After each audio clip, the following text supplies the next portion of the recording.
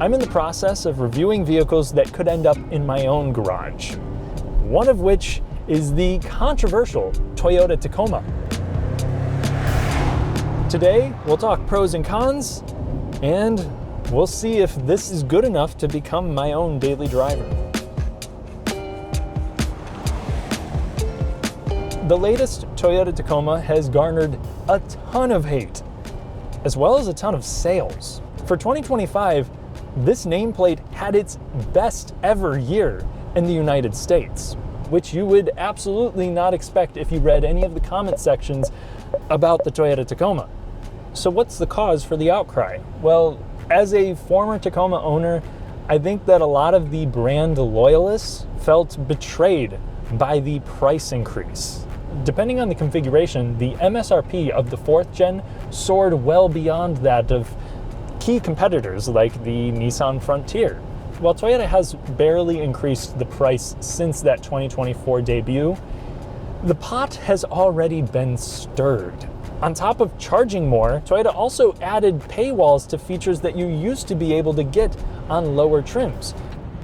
And if you choose to buy one of the more expensive Tacomas, you're still met with $35,000 quality. That all said, why on earth does this sell so well, and why am I even considering buying one? Before we continue, if you enjoy fun, detailed car content, consider subscribing and hitting the notification bell. It may seem small, but it helps open the door to more opportunities. Thank you. One of the very few updates for the 2026 Tacoma is something that I personally appreciate. You can now get this in Heritage Blue, which I've absolutely loved on the Land Cruiser, and Toyota has also made the tow receiver standard on the base model. Under the hood of every Tacoma is some variation of a 2.4-liter turbocharged inline-4, and the powertrain is the first reason why I'm drawn to this truck. So this engine is detuned in base form, but most of them are going to make 278 horsepower, 317 pound-feet of torque. Compared to the outgoing V6, as you may have already heard, it has more passing power. You don't need to wind this thing up to get it to move. And with the 8-speed automatic, the gear ratios and its decision-making also makes it feel pretty relaxed. Even if it does sound like a Camry struggling to pronounce S's. Funny enough, you have to get one of the $50,000 configurations to get hood insulation, which makes a noticeable difference. You'll get to 60 in maybe the mid 7-second range. This power shift toward the low RPM range is going to make for a better experience at high elevations, passing, or towing. At this point, most people understand the benefits of turbocharging, but they also understand the drawbacks. It is added complexity, and it also generates a bunch of heat, but here's why this engine doesn't concern me personally.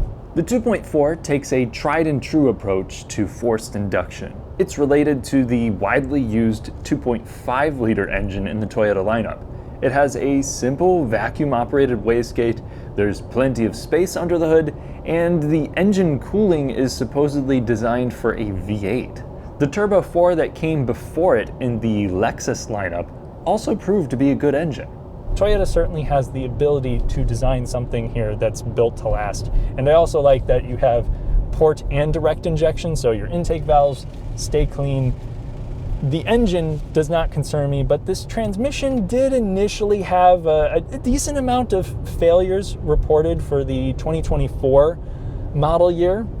That caught quite a few headlines. We need to remember, though, that last year they sold 270,000 units, and complaints for that issue in particular have mostly dropped off. When you go through the NHTSA and what you see are people beefing over recall fixes not being available, as well as CV axle failure, spongy brakes, and in some cases weak suspension top hats that actually can be addressed through the aftermarket.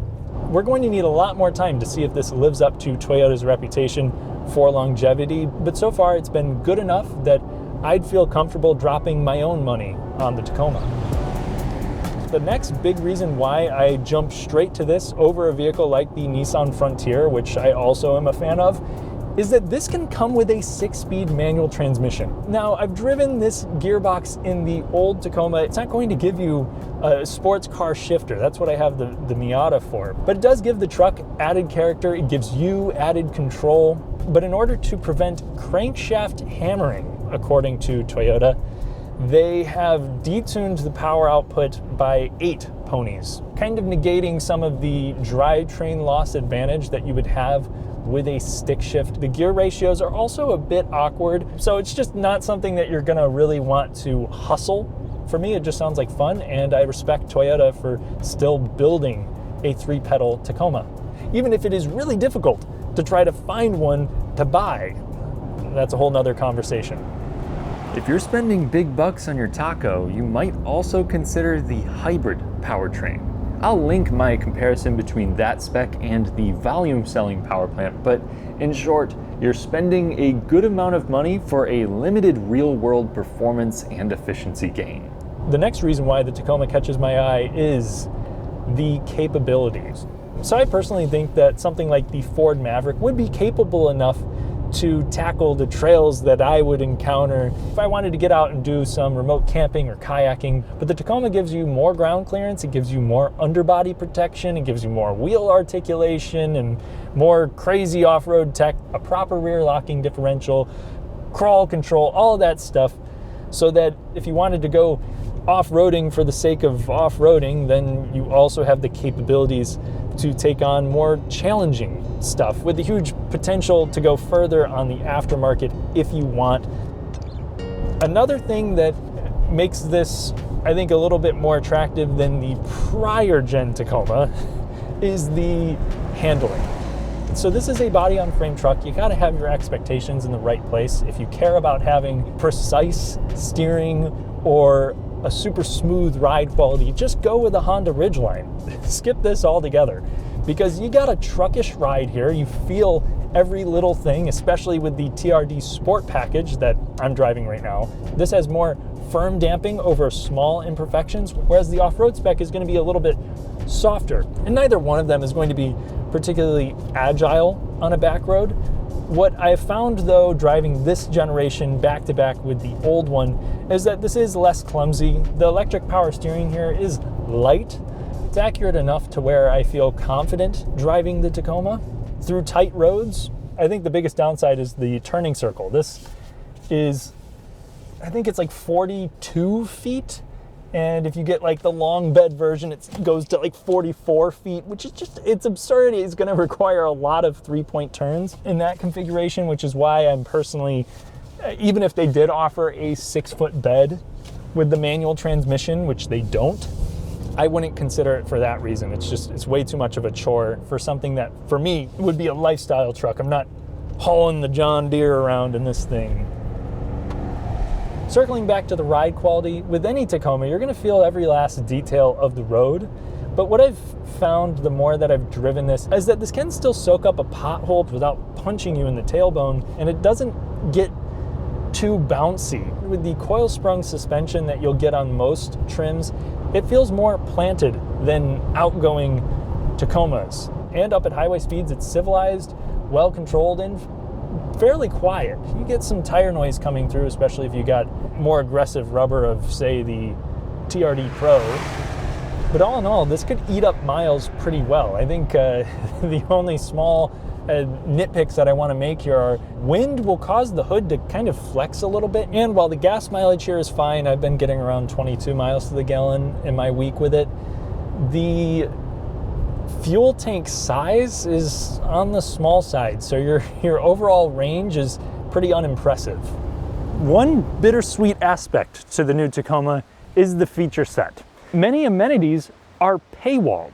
Even things as simple as a damped tailgate will cost you extra on stuff like the SR5 or even the TRD off-road.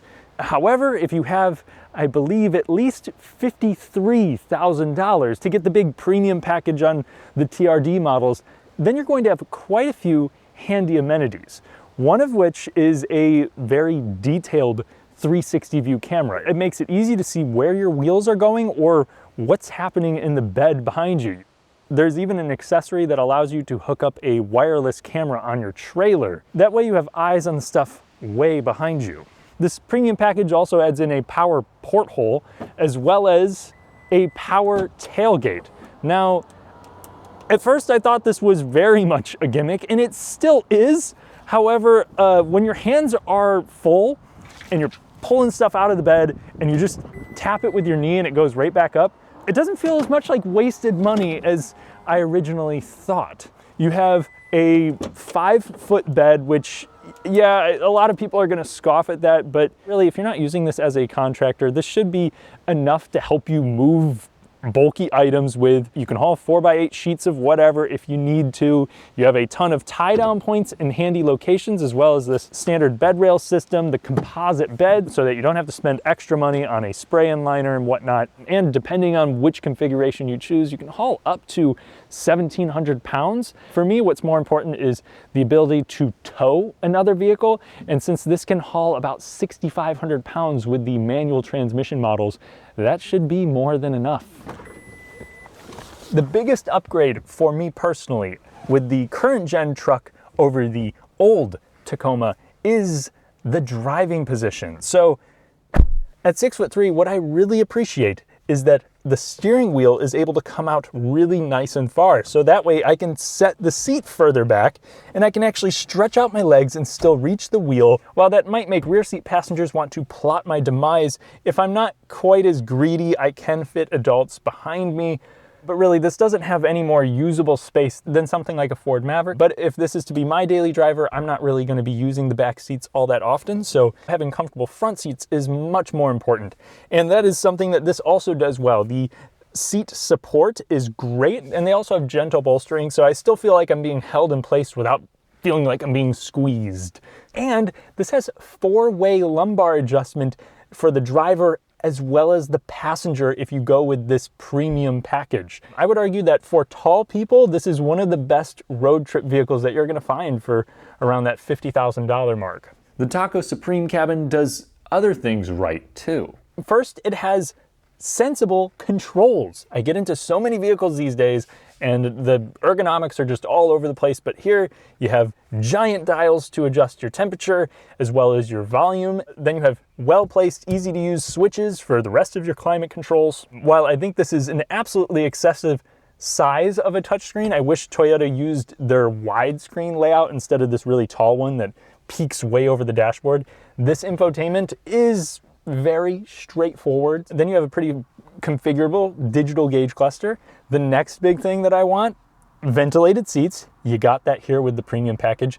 And lastly, I want to see a good sound system. This JBL unit will suffice. It is quite punchy. It can get up to high volumes without distorting a bunch. It will not be the most crisp system out there, but it more than meets my own needs. And I suppose if I forget to bring a Bluetooth speaker to the function, I got a JBL one always in the dashboard.